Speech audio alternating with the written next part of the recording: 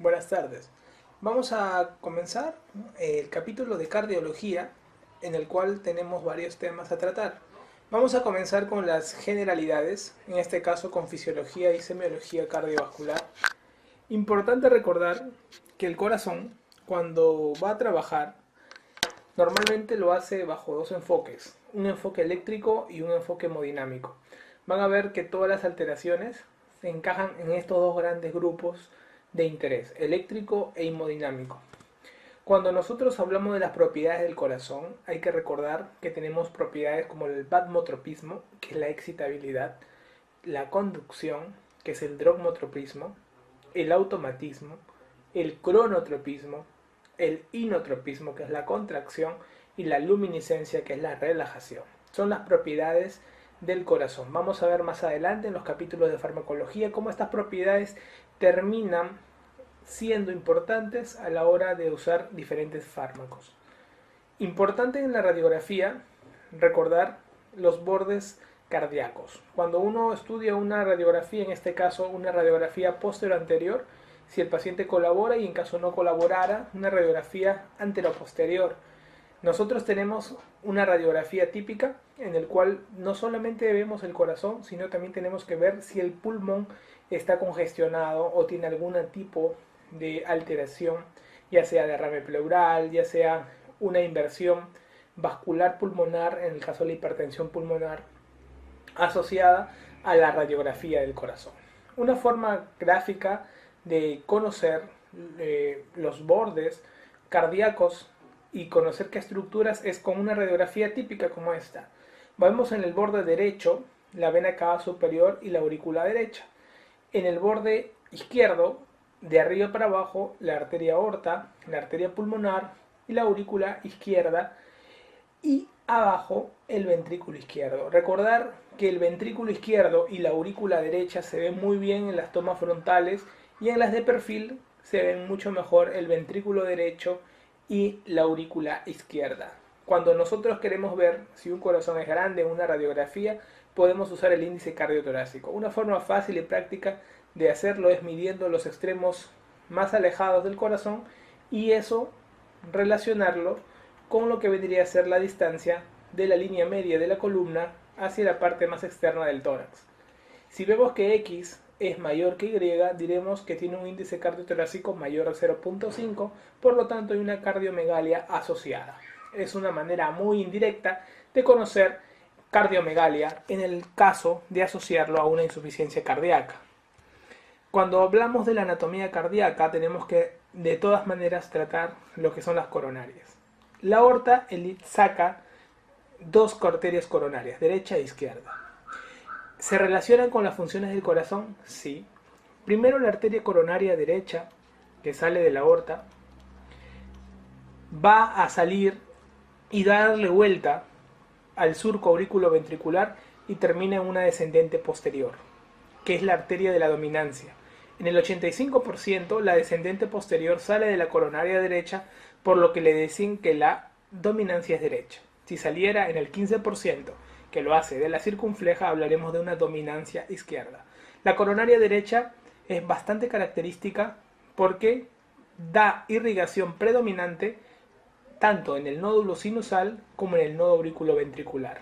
Al tener una irrigación predominante sobre la izquierda en ambos nódulos, se dice que la coronaria derecha se relaciona a lo que vendría a ser la parte eléctrica del corazón. En cambio, la coronaria izquierda, el tronco coronario izquierdo, que tiene dos ramas, la rama descendente anterior o interventricular anterior, que corre por el surco interventricular anterior hasta la punta, y la circunfleja, que le da vuelta al surco auriculoventricular. Generalmente estas dos grandes ramas que nacen del tronco coronario izquierdo van a irrigar todo el ventrículo izquierdo, por lo que el ventrículo izquierdo, la parte contráctil e hemodinámica del corazón, van a relacionarse entonces la coronaria izquierda a la parte hemodinámica del corazón. Es por ello recordar la coronaria derecha. Coronaria derecha igual a irrigación del nodo sinusal, del nodo auriculoventricular en mayor proporción, por lo tanto la parte eléctrica, y coronaria izquierda, la parte hemodinámica del corazón. porque da más irrigación a todo el músculo ventricular izquierdo, importante en la contracción ventricular. Como ustedes observan acá, la arteria descendente anterior, rama del tronco coronario izquierdo, se dirige por todo el surco interventricular anterior. Importante hablarte de la descendente anterior porque es la arteria que más se ve implicada en los infartos de miocardio. Por lo que te van a preguntar entonces, la arteria implicada más frecuente en los infartos de miocardio es la descendente anterior. Y la otra arteria, la circunfleja, es la que va por la pared ventricular libre. Cuando ustedes estudien lo que son coronariopatías, van a ver que hay una dependencia, una relación asociada con las caras del corazón. Una cara del corazón importante que van a estudiar es la irrigación de la descendente anterior. Y la descendente anterior irriga la zona septal, ya que tiene ramas izquierdas que irrigan la zona septal, y tiene ramas derechas diagonales que irrigan la zona de la cara anterior ventricular izquierda. Eso lo vamos a ver en electrocardiograma, donde ustedes van a acordarse de las caras del corazón, cómo son irrigadas y cómo la alteración eléctrica se va a venir dando. Importante a la hora de la parte del eje eléctrico, conocer que el nodo sinusal, que está ubicado al costado de la vena cava superior, dirige 3 haces que van a recorrer las aurículas hasta llegar al nodo aurículo-ventricular. El nodo aurículo-ventricular libera un tronco común llamado haz de His, que es el tronco que va a comunicar el eje eléctrico auricular con el eje eléctrico ventricular. Entre el eje eléctrico auricular y ventricular están separados por un aislante que es el trígono fibroso. Cuando el haz de His sale del nodo auriculoventricular, se divide en 2 ramas. Una rama izquierda, que tiene una porción anterior y una porción posterior, y una rama derecha, que solo es una sola porción. Esto luego liberan fibras que van por el subendocardio, las fibras de Purkinje. Importante recordar como pregunta de examen que cuando falla alguien en el sistema superior de conducción, o toma la posta alguien que está debajo en el sistema de conducción. Falla por una bradicardia sinusal, el nodo sinusal, o hace un nodo sinusal enfermo y comanda el mando el nodo auriculoventricular. Cuando vean en arritmias van a ver ritmos de escape, van a ver ritmos que van a tomar el mando cuando alguien en la escala de comando va a fallar. Quiero que recuerden también algo importante. En el corazón, acá estamos de dentro para afuera, tenemos la parte del subendocardio, el endocardio en general, el miocardio, el medio y el epicardio. El eje eléctrico va de adentro hacia afuera, el eje eléctrico. En cambio, la irrigación en el corazón es de afuera hacia adentro, la irrigación cardíaca. O sea, de arterias epicárdicas hacia adentro y el eje eléctrico de adentro hacia afuera. Importantísimo cómo vamos a ver la influencia debido a que a afectaciones epicárdicas, pues la isquemia será mucho mayor. Como observan acá, hay 2 potenciales de acción. Tenemos el dibujo del potencial de acción de la fibra ventricular y tenemos el potencial de acción del tejido especializado. Cada potencial de acción tiene fases que siempre les preguntan en los exámenes. Vamos a trabajar cada fase. Vamos a comenzar primero con la fibra muscular clásica con sus 5 fases de trabajo. La primera fase, que es la fase 0, es el ingreso de iones sodio. Normalmente este potencial de acción tiene un estado basal de menos 85 a menos 90 en voltaje negativo, y al entrar el sodio lo hace más positivo, llevando la fase 0 a un nivel máximo. Luego de haber llegado a ese nivel máximo, ocurre que en la fase 1 hay salida de potasio, por lo tanto tiende a la negatividad de ese potencial de acción, y en la fase 2 hay un estado de meseta en el cual se sigue eliminando potasio e ingresa calcio, que más adelante va a ser usado en la contracción ventricular. Sigamos con la fase 3, que sigue la salida de potasio, y en la fase 4 básicamente lo que hay es que ese potasio que se ha eliminado se recupera y el sodio que había ingresado en la fase 0 se termina eliminando. Como se elimina contragradiente, necesitamos usar energía, y es por ello la bomba sodio-potasio ATPasa. Recordar estas fases, ya que cuando hagamos antiarrítmicos vamos a trabajar en fase 0, en fase 3, y ustedes tienen que relacionar qué clase de antiarrítmico con la fase del potencial de acción. En cambio, en el tejido especializado hay 2 fases que van a faltar, la 1 y la 2. Por lo tanto, cuando iniciemos el estudio del potencial de acción en el tejido especializado, hay que ver el estado basal. Ustedes observan acá que el estado basal es menos negativo que en la célula muscular, que era más negativa. Acá comenzamos con menos 55 a menos 60. Y recuerden algo, observen esto, hay una pendiente, o sea, la tendencia del automatismo nace de esa pendiente. Al ver ustedes que en la pendiente ya se da una fase 4, quiere decir que el estado de reposo que está ocurriendo en el potencial de acción de esta célula especializada no está horizontal. En estado de reposo ya tiene una pendiente, hay una predisposición, un automatismo natural. Y ese automatismo lo da por el ingreso de iones sodio. Es importante saber que cuando hay un estímulo simpático, el potencial en la pendiente tiende a elevarse más. Y cuando hay un estímulo parasimpático, la pendiente tiende a disminuir. Otra cosa importante es que esta pendiente que ustedes van a ver en el prepotencial de acción, van a ver que se va a relacionar mucho en un estado basal con el sistema de conducción. Mientras más arriba estén en el sistema de conducción, por ejemplo, el nodo sinusal tiene la pendiente más elevada que los demás del sistema de conducción.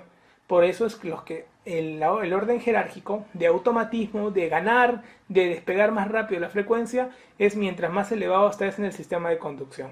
En la siguiente fase, que es la fase 0, como iniciamos, acá inicia con ion calcio. Importante pregunta de examen. Y luego van a observar ustedes que hay una fase 3 de salida de potasio. La fase 1 y fase 2 no hay en estas fases. Es importante recordar entonces la diferencia de la morfología del tipo de potencial de acción.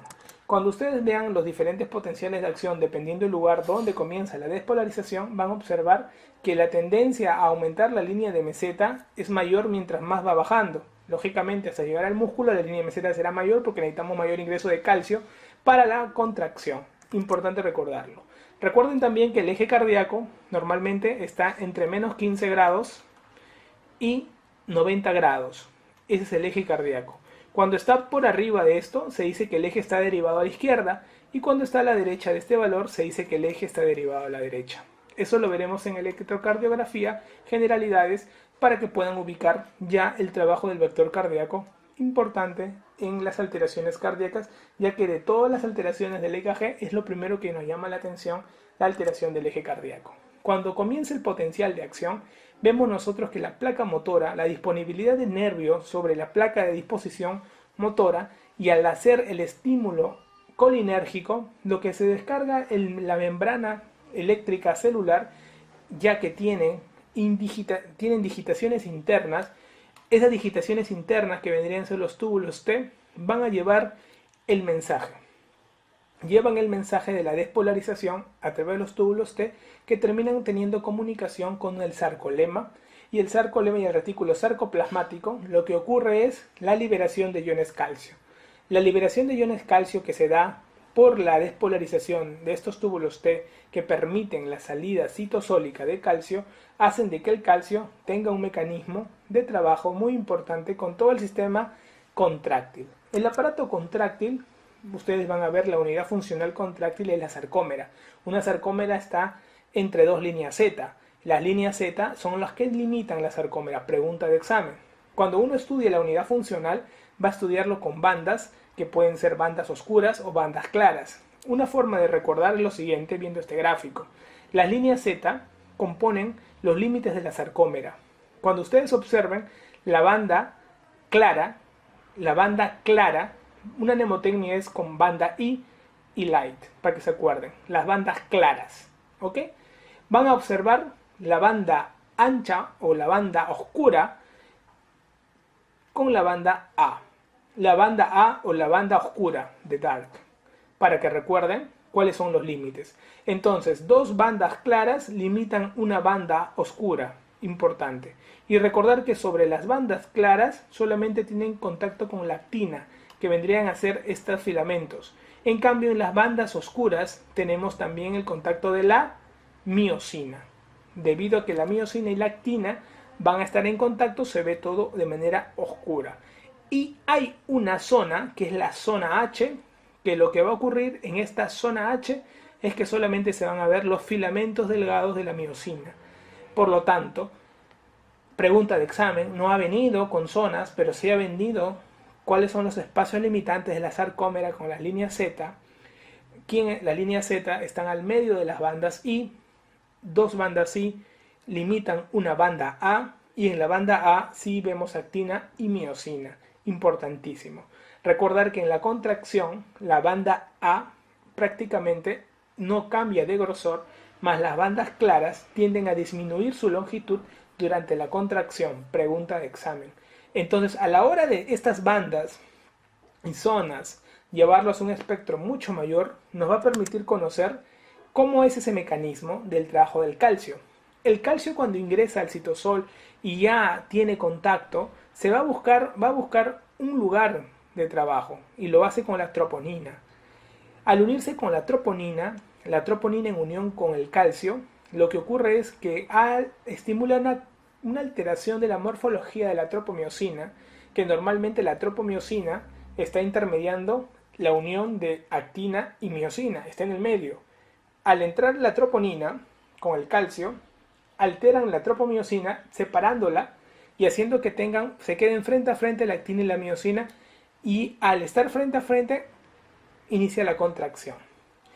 Al estar en contracción vamos a necesitar en las cabezas de miosina ATPasa, porque el consumo de ATPasa va a permitir la relajación y volver al estado basal, todo el estado contráctil. Importantísimo recordar entonces el mecanismo calcio, troponina, cambio de la tropomiosina y actina-miosina permiten la contracción. Eso es muy importantísimo en los mecanismos cardíacos, ya que los mecanismos cardíacos tienden a tener sus bases moleculares en el trabajo del ion calcio, muy importante.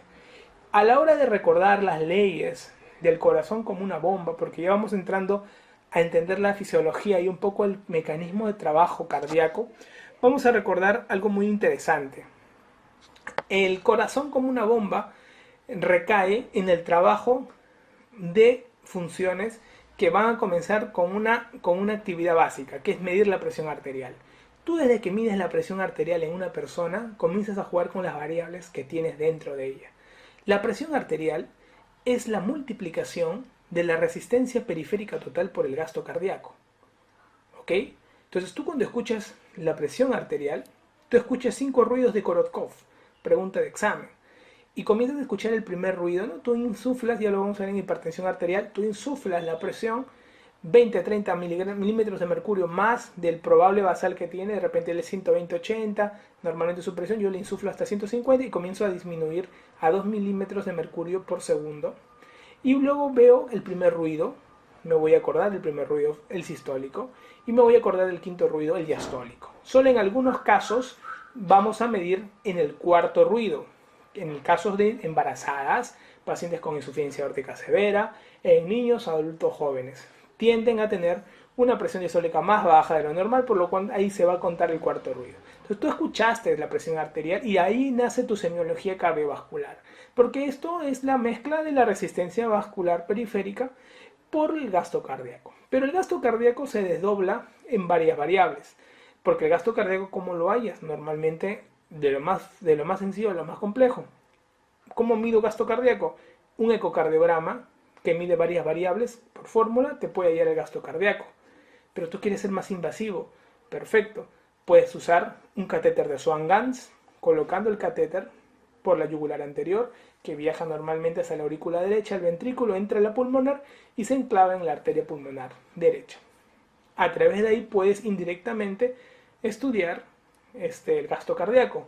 Perfecto. De repente no quieres hacer todo eso. Bueno, usas un cardio-Q, una sonda nasogástrica que llega hasta el esófago, y en el esófago indirectamente media lo que son los flujos cardíacos y puedes hallar el gasto cardíaco. O sea, hay varias formas de poder trabajar con el gasto cardíaco. Perfecto. Pero este gasto cardíaco famoso, que es de 5 litros en promedio por minuto, y que normalmente cuando lo divides en la superficie corporal vas a sacar el índice cardíaco, que está entre 2.5 y 3.5. Ese gasto cardíaco viene de la multiplicación de dos cosas. Primero, del volumen sistólico por la frecuencia cardíaca. O sea, gasto cardíaco, frecuencia cardíaca por volumen sistólico. Si se eleva el gasto cardíaco es porque se elevó la frecuencia o el volumen sistólico. El volumen sistólico que se da en una contracción. Perfecto. El volumen sistólico depende de 3 variables, muchachos. Depende de la precarga, depende de la contractilidad y depende de la poscarga. Nunca lo olviden. Si yo quiero tener mayor volumen sistólico, pues trabajando con la precarga llenaré más mi ventrículo. ¿Cómo lo lleno? Con un mayor retorno venoso, con hidratación total, aumentando volumen total en el paciente. Y todos sabemos que siempre la precarga, el 80% es del llenado normal que viene de la aurícula, pero hay un 20% que gracias a la contracción auricular permite el llenado del ventrículo. Ese 20% de llenado gracias a la contracción auricular, que si hubiera fibrilación ya no colaboraría y no llenaría completamente el ventrículo, y el paciente con insuficiencia cardíaca puede descompensarse solo por ese pequeño detalle. La precarga se rige con la ley de Frank-Starling, pregunta de examen. La precarga, la ley de Frank-Starling. Y que él nos hablaba justamente de la energía de cada contracción era directamente proporcional a la longitud inicial de la fibra. Quiere decir, a quien más alargue una fibra y ésta al volver a su longitud inicial descargará proporcionalmente mayor energía de contracción. Eso es importante. La segunda variable que influye en el volumen sistólico es la contractilidad. A mayor contracción, mayor volumen sistólico. ¿Ok? A mayor contracción, mayor volumen sistólico. Importante entonces la contractilidad. La poscarga es importantísima. La poscarga es la resistencia al vaciado del ventrículo. Cuando yo veo una aorta endurecida, una aorta estenótica, hay dificultad para vaciar el ventrículo. Eso es la poscarga. Cuando ustedes vean el árbol arterial periférico, quienes terminan aumentando la resistencia vascular periférica son las arterias que regulan la presión arterial. ¿Cuáles son las arterias de regulación de la presión arterial? Las arteriolas, porque tienen bastante músculo liso y median justamente la mayor cantidad de resistencia vascular general en el cuerpo humano. Importante entonces, la poscarga va a trabajar sobre una tensión que desarrolla la parte parietal del ventrículo en la lucha constante por desaguar esa sangre ventricular a través de la salida de la aorta. Y ahí se aplica otra ley, pregunta de examen, la ley de Laplace. La ley de Laplace justamente habla de la tensión intraventricular en la lucha de la resistencia de eyección del ventrículo hacia la aorta. Importante recordar estas leyes. Ahora, todo esto van haciendo de una medida nada más de una presión arterial, ¿eh? Pero uno quiere hallar el concepto de resistencia vascular sistémica. ¿Se puede hallar la resistencia periférica que uno maneje? Sí, con algunas variables que te lo he puesto acá porque ha sido preguntado. Para hallar la resistencia vascular sistémica, normalmente nosotros lo hallamos también con medidores, por ejemplo el Swan-Ganz permite la medición de la resistencia vascular sistémica, pero también podemos hallarla, por ejemplo, hallando la presión arterial media y esa restándole la presión venosa central, y todo eso entre el gasto cardíaco. Tres variables. La presión arterial media, ustedes la pueden hallar sumando la presión sistólica con 2 veces la presión arterial diastólica y todo eso dividiéndolo entre 3. A eso le restan la presión venosa central que se halla con el catéter venoso central. Y todo eso lo dividen entre el gasto cardíaco y pueden hallar la resistencia vascular sistémica. Una forma rápida de hallarlo. Recordar que la resistencia vascular sistémica entre valores está entre 700 a 1600 dinas por segundo por centímetro de 5.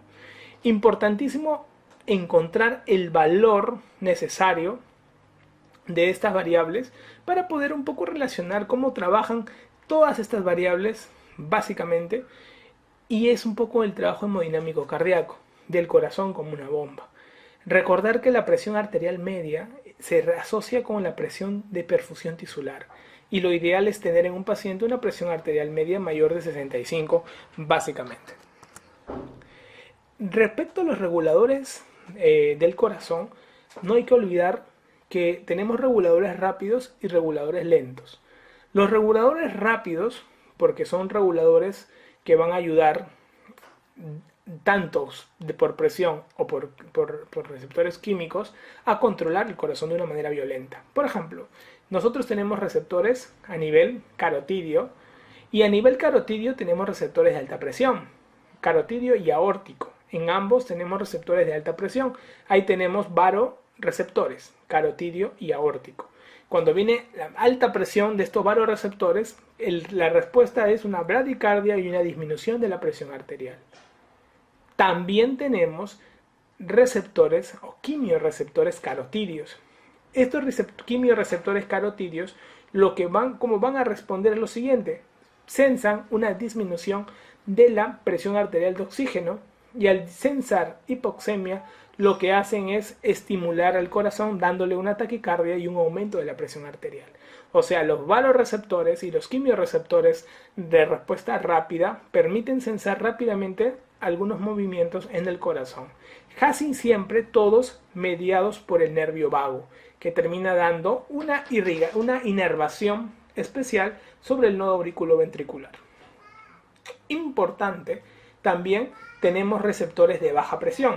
Los receptores de baja presión están en zonas de baja presión propiamente dicha, como pueden ser la arteria pulmonar, la región auricular, y al censar bajas presiones tienden a estimular también la frecuencia cardíaca de una manera indirecta, y cuando hay mucha presión tienden a segregar algunos estímulos como por ejemplo el péptido natriurético atrial, que hacen natriuresis y disminución de volumen por eliminación de sodio urinario, ya que jala agua.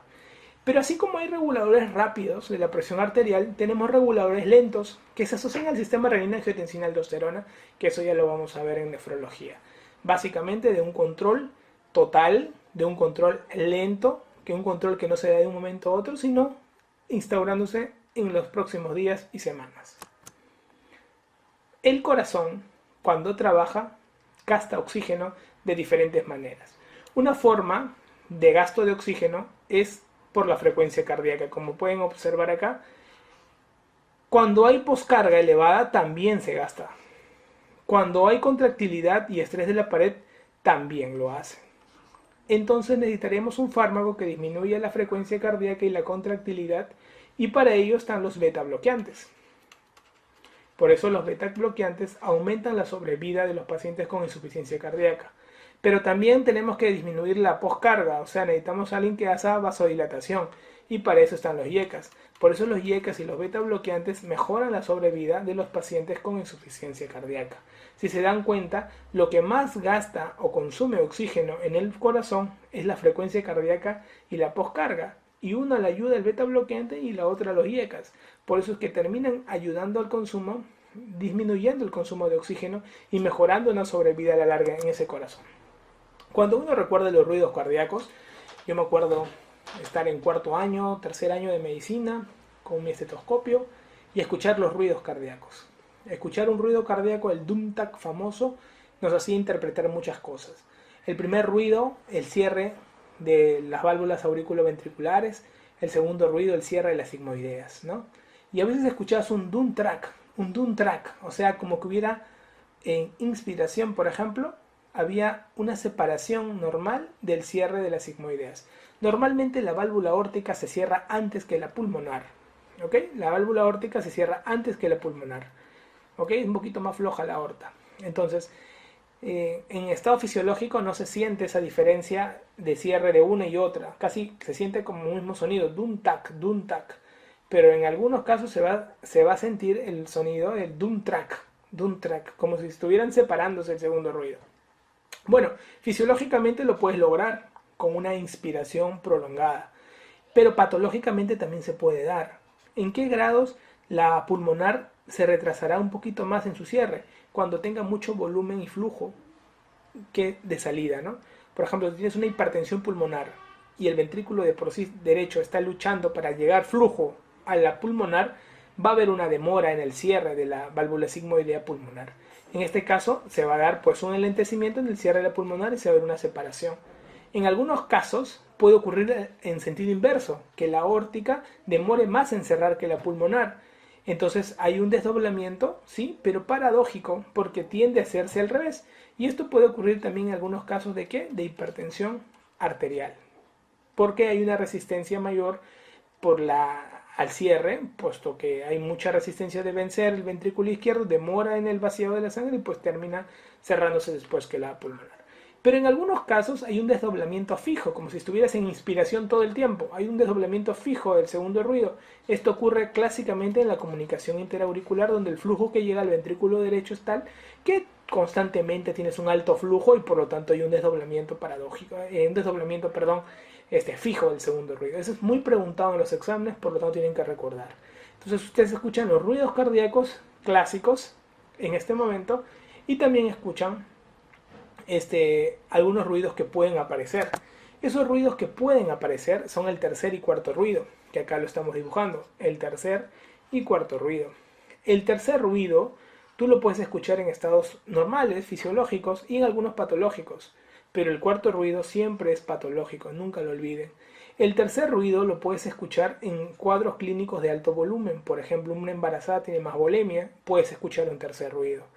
Y en algunos casos cuando hay aumento de la velocidad de la sangre, por ejemplo cuando tienes fiebre, tiene mayor velocidad de la sangre y puedes escuchar un tercer ruido.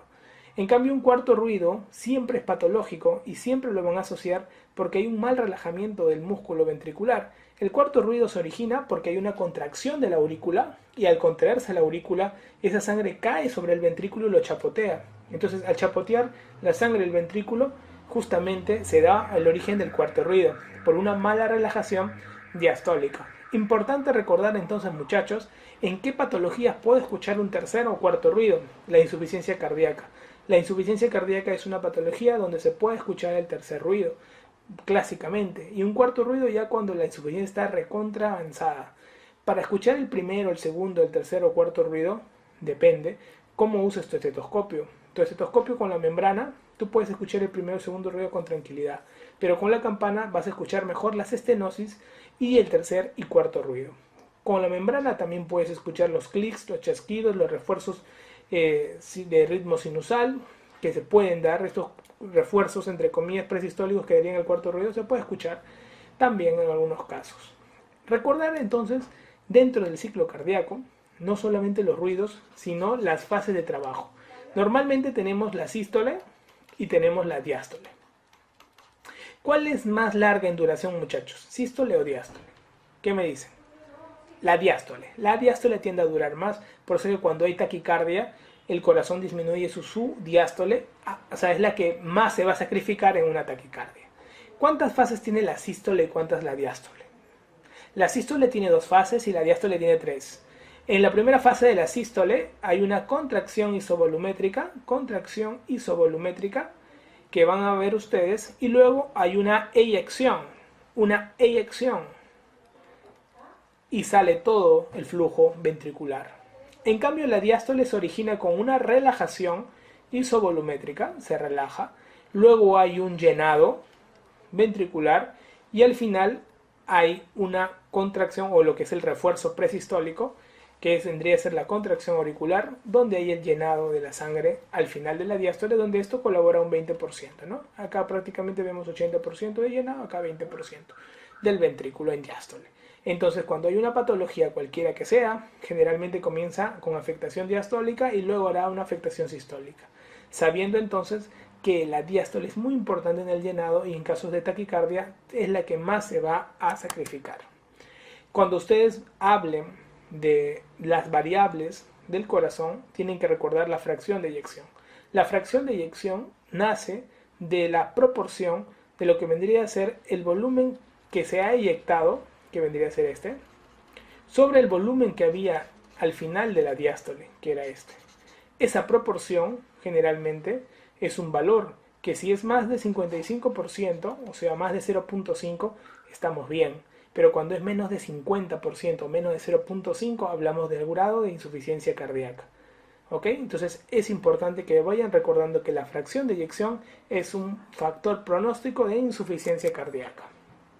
Cuando un paciente tiene un fallo diastólico porque no tiene una mala relajación diastólica, no se relaja adecuadamente bien el ventrículo, al no relajarse bien no se llena adecuadamente, esos pacientes cuando tengan una alteración, por ejemplo, de fibrilación auricular, que tienen encima mala relajación diastólica y que encima tengan una fibrilación auricular, ¿qué es lo que ocurre?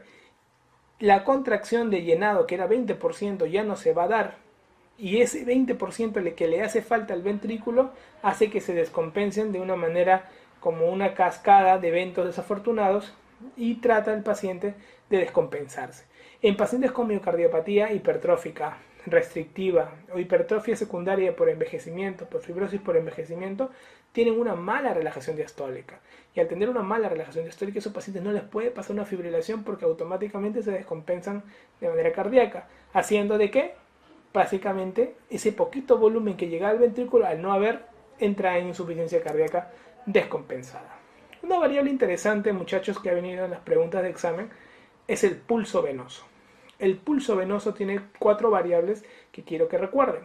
Tiene una variable A, tiene una variable B, que son las cúspides, tiene una variable X y tiene una variable Y. Recuerden ustedes que la variable A se asocia a la contracción auricular. Se contrae la aurícula y por lo tanto al contraerse la aurícula el pulso venoso se ve como una cúspide en la A. Luego hay una relajación después de la contracción, por lo tanto hay una variable X y luego comienza el llenado de la aurícula nuevamente y hay una elevación, una onda B y luego finalmente la apertura de la aurícula y hay una onda Y. Entonces, importante saber estas variables, porque en algunas enfermedades va a ser característico que hablemos de las ondas típicas. Por ejemplo, las ondas, la onda A se va a perder en la fibrilación auricular, porque al no haber contracción auricular y cada fibra contrayéndose en desorden como ocurre en la fibrilación, la onda A desaparece. Pregunta de examen. Si nosotros vemos un paciente con una pericarditis, pregunta de examen, constrictiva, nosotros vamos a ver que la onda Y va a ser profusa. Pregunta de examen. En cambio, en el taponamiento cardíaco, que clínicamente se parece mucho a la pericarditis constrictiva, lo que vamos a ver es que la onda X se hace profusa. También pregunta de examen. Entonces, con estos datos queremos ahondar en qué características del pulso venoso son las más preguntadas según el tipo de cuadro clínico más característico. Cuando uno coloca un catéter venoso central, que es la línea para medir, por ejemplo, la presión venosa central, el catéter ustedes saben que lo colocamos yugular anterior, un abordaje tranquilo de la yugular anterior, que puede ser por un abordaje posterior, por un abordaje interfascicular, ¿no? Característico, o un abordaje subclavio. Y la cuestión es colocar el catéter que llega justo hasta antes de la entrada a la aurícula derecha, se queda en vena cava superior. Y en la PVC en ese momento vamos a medir cuánto está la presión que está llegando al corazón, que puede ser una PVC de 0 a 5 centímetros de agua en la aurícula derecha o de 6 a 12 centímetros en la vena cava. O sea, mientras más elevado estés, más presión venosa central habrá. Cuando hay un taponamiento cardíaco, cuando hay alguna falla obstructiva en el corazón, la presión venosa central tiende a elevarse aún más. Y eso es algo que hay que recordar, porque eso vamos a ver en patología pericárdica. Estos parámetros que ustedes están observando se hacen con el catéter de Swan-Ganz. Igualito como se colocaba el catéter venoso central, el catéter de Swan-Ganz se coloca igualito por abordaje yugular anterior. A diferencia del catéter venoso central que se quedaba en la vena cava superior, el Swan-Ganz ingresa a la aurícula, ingresa al ventrículo, se va por la arteria pulmonar y se enclava en una rama de la arteria pulmonar, generalmente la derecha, y a través de este catéter que tiene varias ondas, como ustedes pueden observar de salida, podemos medir el gasto cardíaco, el índice de trabajo del ventrículo izquierdo, mide todo lo que hace la PVC aparte, mide además flujos de presión capilar pulmonar, resistencia sistémica, resistencia pulmonar. Es el catéter más completo para poder medir todas las variables hemodinámicas de rendimiento cardiovascular. Cuando nosotros operamos un paciente de corazón, queremos saber absolutamente todo el trabajo cardiovascular hemodinámico, sale con su catéter de Swan-Ganz para poderlo medir con tranquilidad todas las variables disponibles.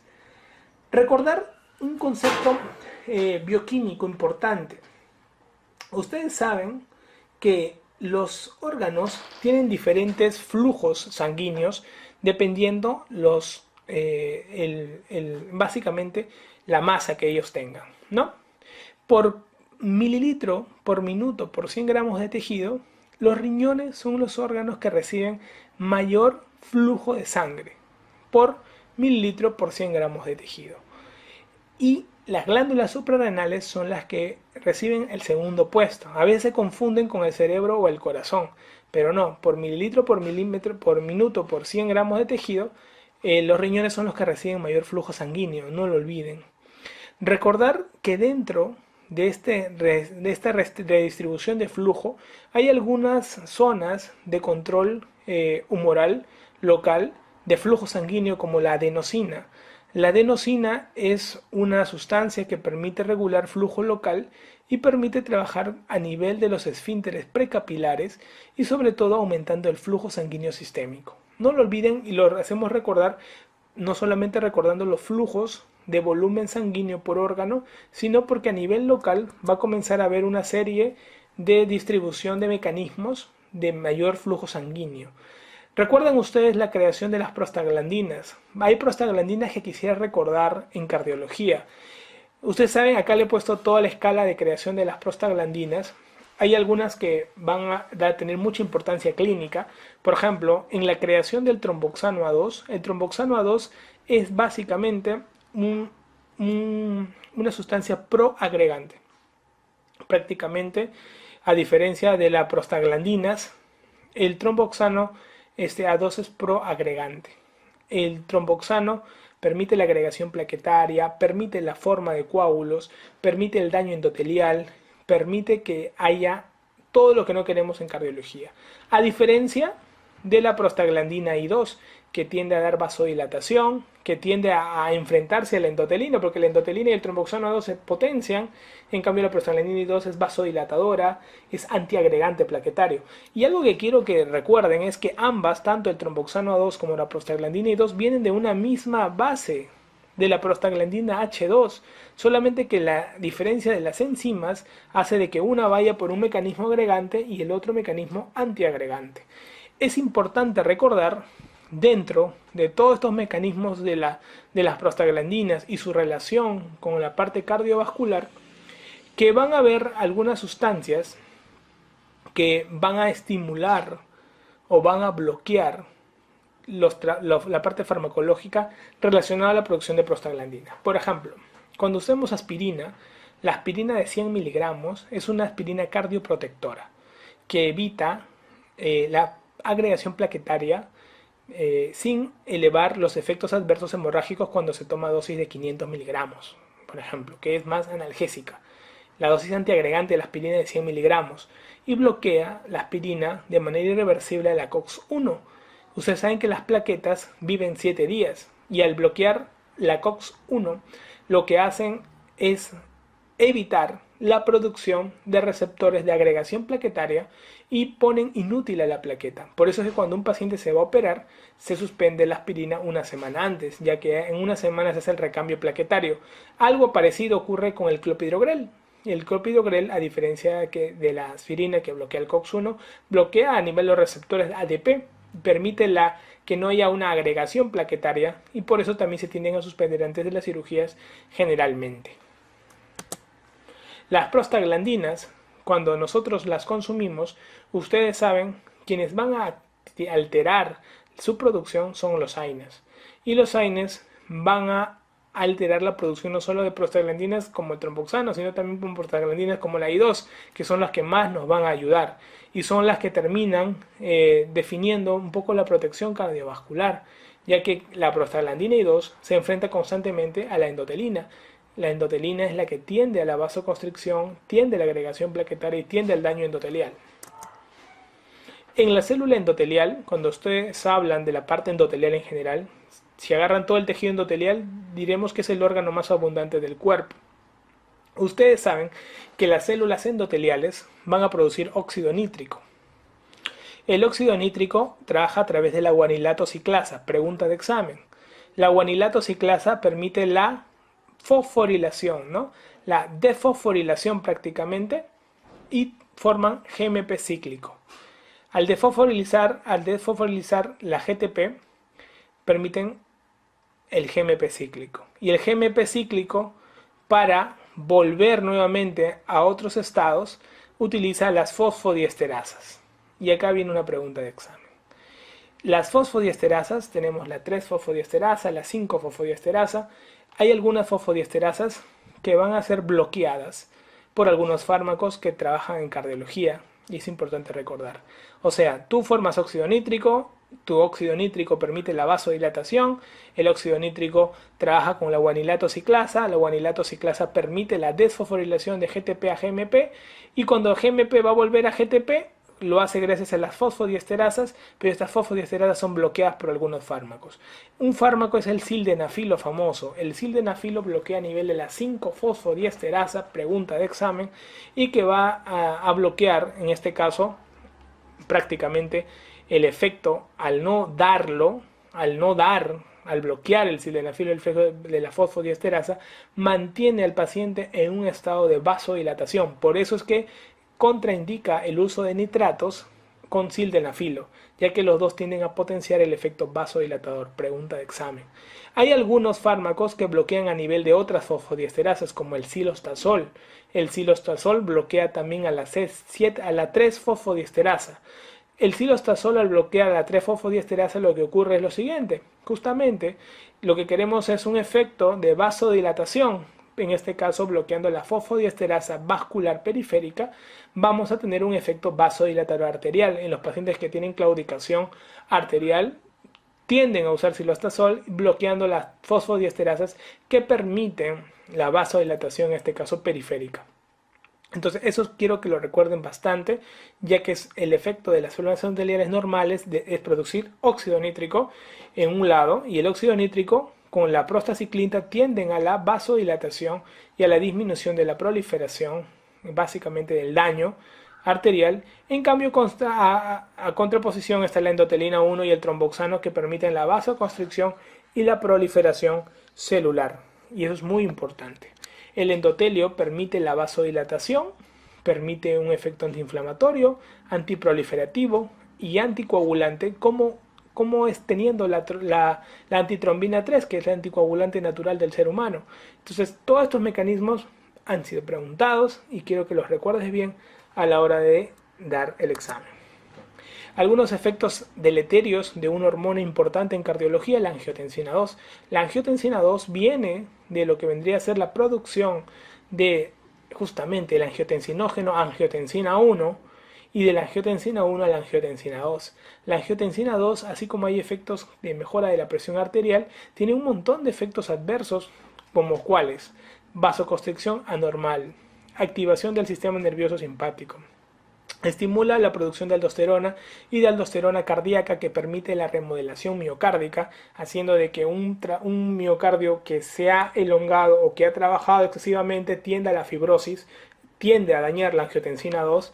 También estimula la vasopresina, aumento de líquido en el cuerpo, estimula la vasoconstricción con la endotelina, estimula lo que es el crecimiento del miocito, crecimiento del músculo liso y aumento de colágeno, y a todo eso se le llama remodelación miocárdica. Pregunta de examen.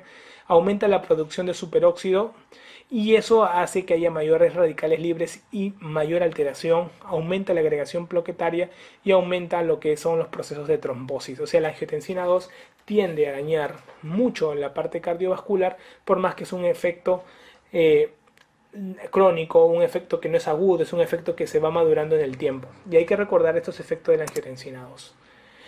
Recuerden que cuando un corazón falla, nacen los compensadores ante el fallo cardíaco. Un corazón cansado tiende a estimular 4 variables.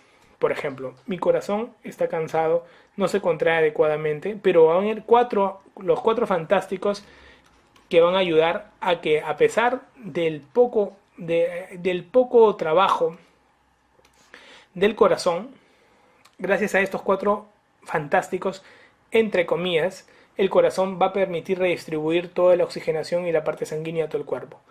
¿Por qué digo 4 fantásticos? Porque en realidad no son 4 fantásticos, sino son los 4 hombres deleterios. O sea, aparecen como 4 amigos. Corazón cansado, no te preocupes, te vamos a apoyar para que sigas dando sangre a todo el cuerpo. Pero estos 4 terminan dañando completamente el cuerpo humano.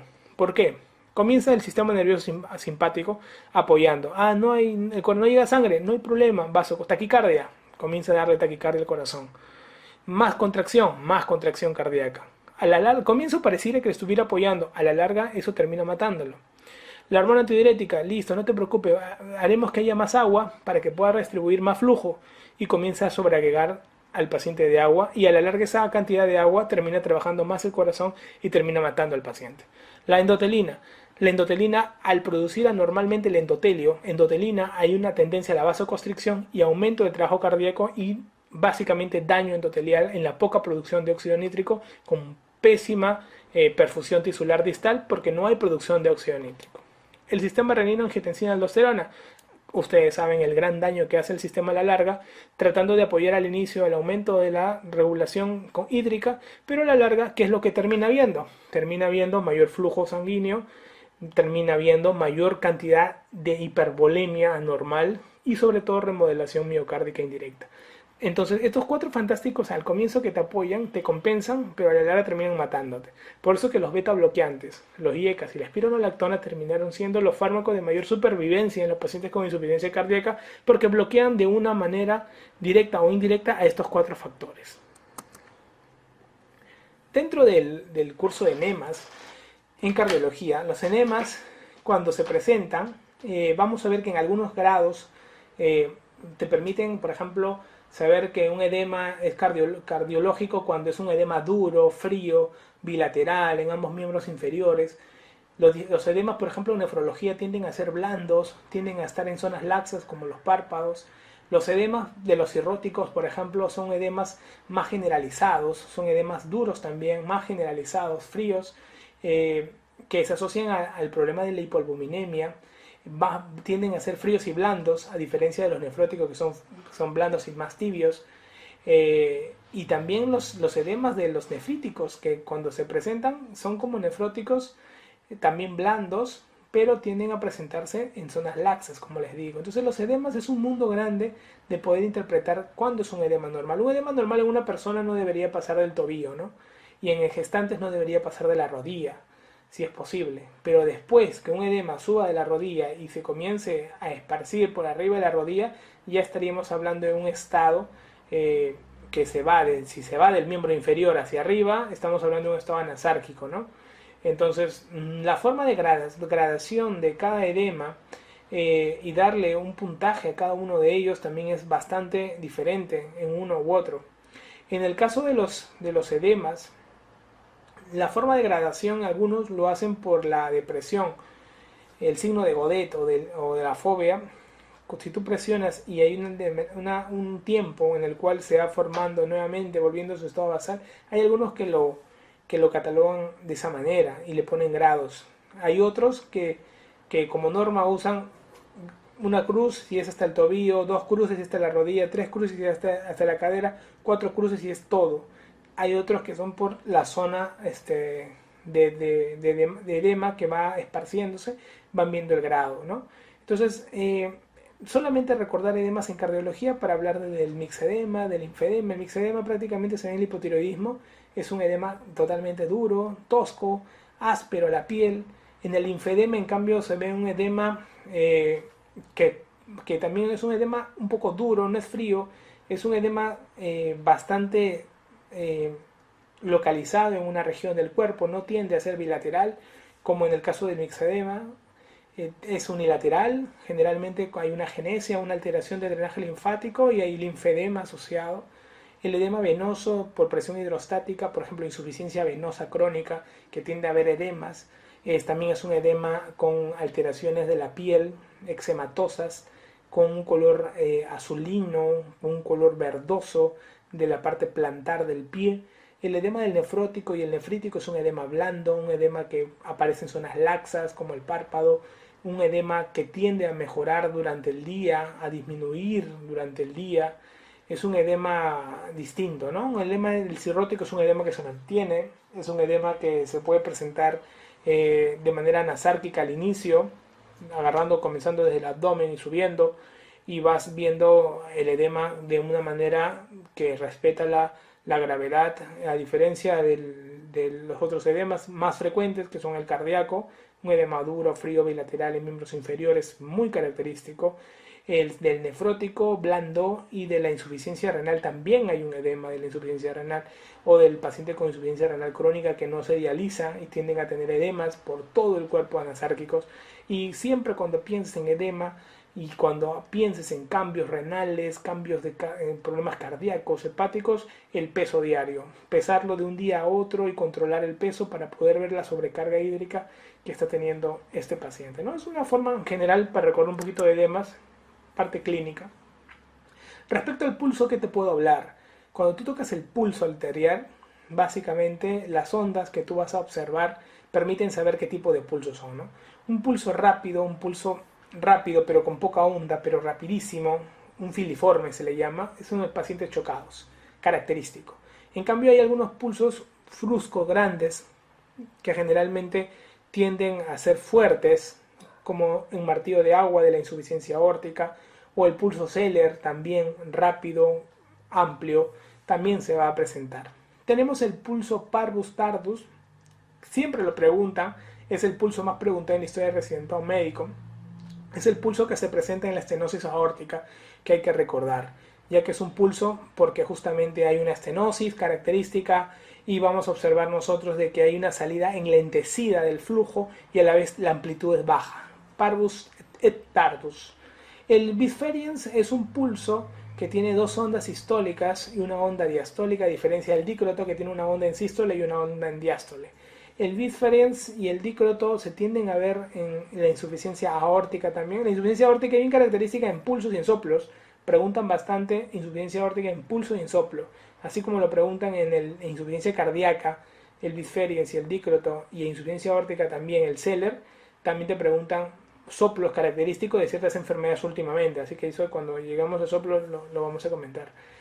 Y el alternante es un pulso básicamente que tiende a tener una salida, un pulso grande, amplio, y luego hay un pulso corto. Y generalmente ocurre eso porque hay un grado de insuficiencia cardíaca que en algún momento se llena bien el ventrículo y expulsa gran volumen, y después con la arritmia y más todo el problema que tiene de sobrecarga, el siguiente arrítmicamente tiende a botar poco flujo, ¿no? Entonces como que se va alternando entre mucho y poco flujo porque hay una discoordinación en el llenado ventricular y en lo que vendrían a ser los ritmos cardíacos. Entonces, un poquito para recordar el pulso arterial característico.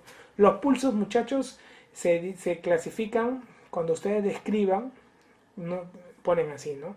No palpo pulso, raya. Se palpa disminuido, una cruz. Pulpos normales, dos cruces.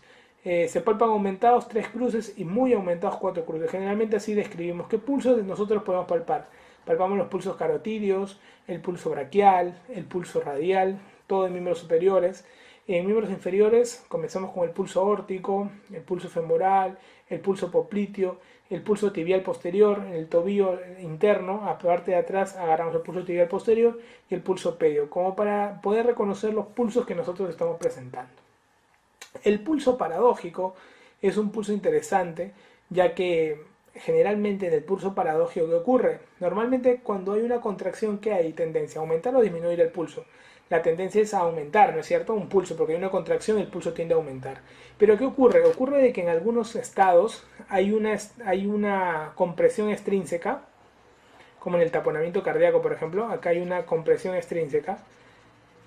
¿Y qué ocurre? Al haber una compresión extrínseca, el volumen del ventrículo derecho tiende a empujar el septum, y al empujar el septum, ¿qué ocurre? Se llena con poca cantidad de sangre. Entonces, cuando nosotros vemos la presión arterial sistólica en inspiración, ustedes saben que en inspiración se da el signo de Rivero-Carvalho, ¿no? De los soplos, que aumentan todos los soplos derechos en inspiración. ¿Por qué?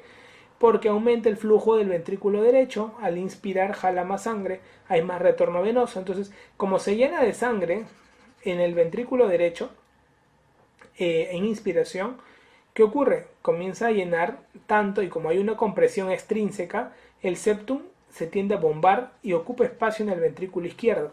Y al ocupar espacio en el ventrículo izquierdo se llena de poca sangre el ventrículo izquierdo, y en la contracción pues se ve una disminución de más de 10 milímetros de mercurio de la presión arterial sistólica. Esto es característico del pulso paradójico y que se ve bastante más específico en el taponamiento cardíaco, pregunta de examen. Respecto a los soplos, tienen que recordar que los soplos, para poder estudiarlos, dependen del origen, donde se originan los soplos, en qué zona, aórticas, vitrales, tricuspidias, pulmonares, tienen que ver el origen, tienen que ver si el soplo es sistólico o si el soplo es diastólico, se escucha mejor en sístole o en diástole, tienen que ver dónde irradia, le han preguntado el año pasado dónde irradia los soplos, tienen que saber característicamente la insuficiencia mitral irradia la zona axilar y la carotidia, la estenosis carotidia a la zona del cuello, que son las dos irradiaciones más típicas y han preguntado las dos por si acaso. ¿Ok? Estenosis aórtica va al cuello y insuficiencia mitral va a la zona axilar. O sea, eso es más típico que han preguntado en respecto a los soplos y las maniobras que van a haber, ¿no es cierto?, para poder aumentar los soplos.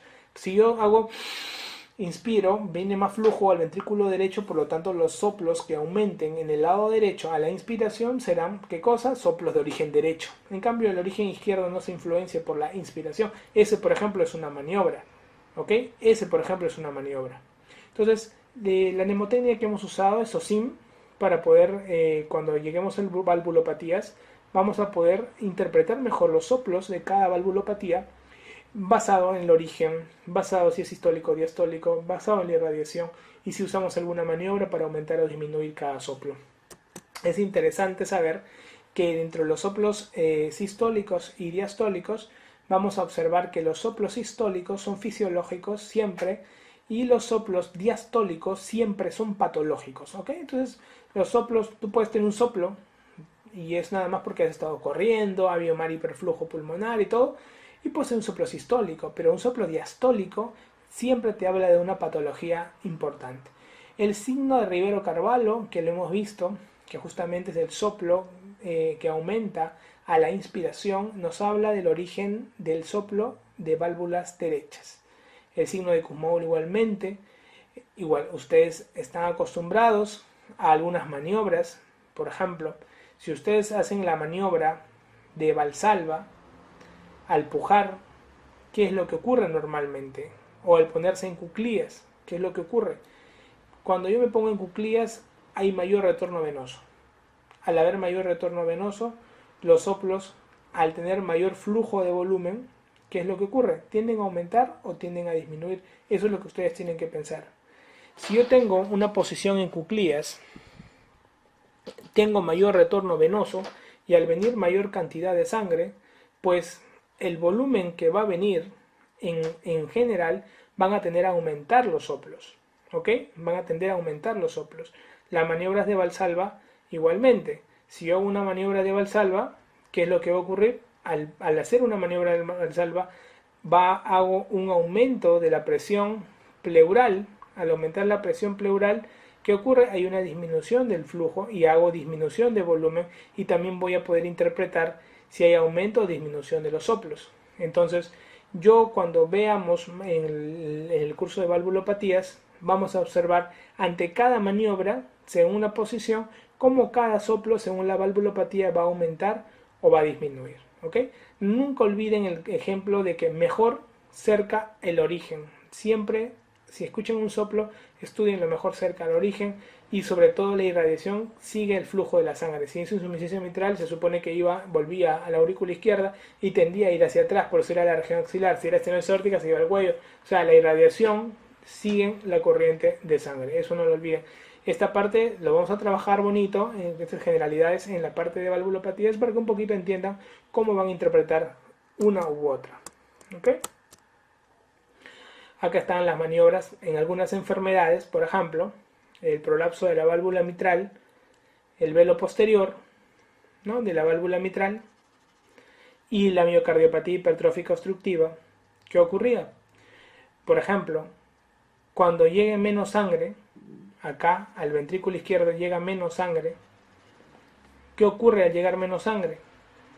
Al llegar menos sangre tiende a tener un soplo elevado.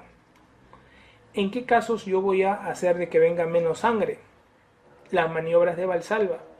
La maniobra de Valsalva hace que venga menos sangre al corazón. Y al hacer la maniobra de Valsalva y al hacer que haya menos sangre en el corazón, lo que voy a ocurrir generalmente es que el soplo va a tender a aumentar. Cuando yo hacía una maniobra de Valsalva, tendía a disminuir los soplos, la mayoría. pero al hacer maniobras de Valsalva en prolapso de válvula mitral y miocardiopatía hipertrófica, porque tienen justamente poco espacio en el ventrículo izquierdo y al venir poco volumen de sangre tienden a aumentar los soplos. Entonces, en maniobras de Valsalva, en la mayoría de los soplos disminuían en las maniobras de Valsalva, pero en la miocardiopatía hipertrófica y en el prolapso de válvula mitral tendían a aumentar los soplos, contrario. Igualmente, en la posición en cuclillas, la mayoría de sangre viene y al venir más sangre los soplos aumentan.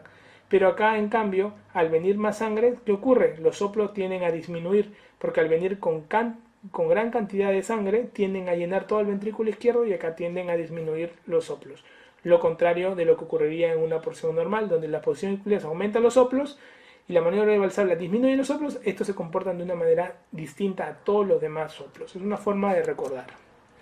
Cuando hablan del síncope, ha sido preguntado, ahora último el síncope. Generalmente cuando estudian síncope tenemos estudio de síncope neuromediado, síncope por hipotensión ortostática, síncope cardíaco. Hay diferentes tipos de síncope. Siempre que estudien el síncope, muchachos, y te pregunten preguntas dirigidas a síncope, recuerda el test del ortostatismo y el EKG. El EKG te va a permitir estudiar alguna arritmia asociada que pueda desarrollar síncope o también permitir descartar ortostatismo.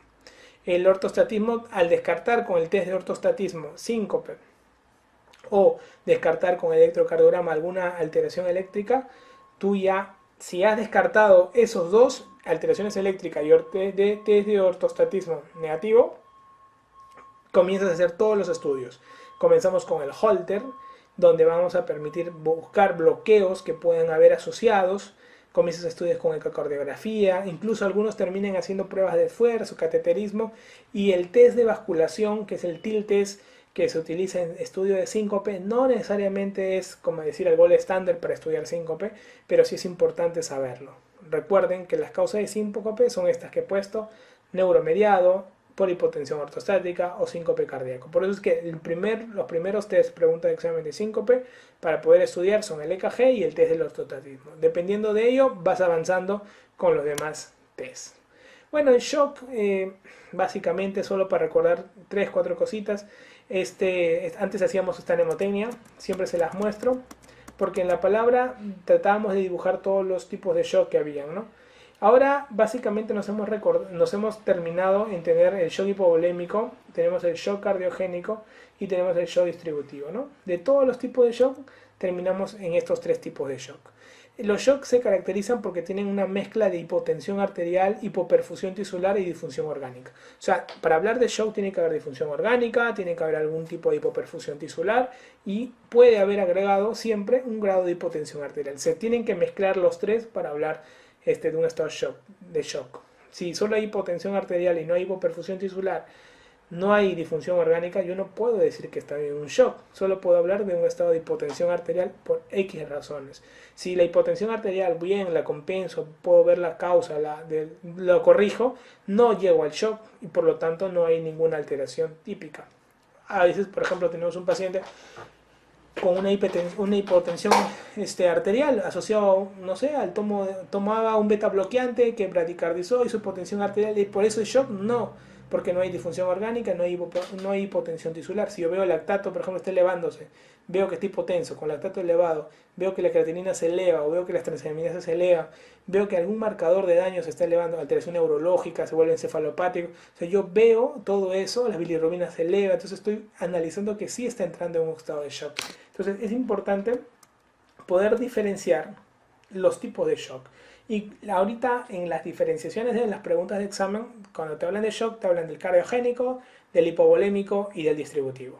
Cuando hablamos del shock cardiogénico, básicamente lo que estamos observando es que el gasto cardíaco está disminuido en el shock cardiogénico. La pregunta, cuando tú veas un paciente chocado en la emergencia, lo primero que tiene que venir a tu mente es ¿tiene un shock hipovolémico? Si tú ves el paciente y tiene un accidente de tránsito y la pregunta de examen te pone paciente traumatizado, paciente en un accidente de tránsito, paciente que ha sufrido una fractura, paciente encontrado inconsciente en la calle con hipotensión, siempre te está diciendo la pregunta que marques shock hipovolémico. En los hospitales, cuando tú veas es shock hipovolémico hasta demostrar lo contrario. ¿Ok? Esto es importantísimo. El shock cardiogénico, cuando se presenta, tiene gasto cardíaco bajo. el shock hipovolémico también lo tiene porque no tiene flujo. ¿Cómo diferencias un cardiogénico de un hipovolémico?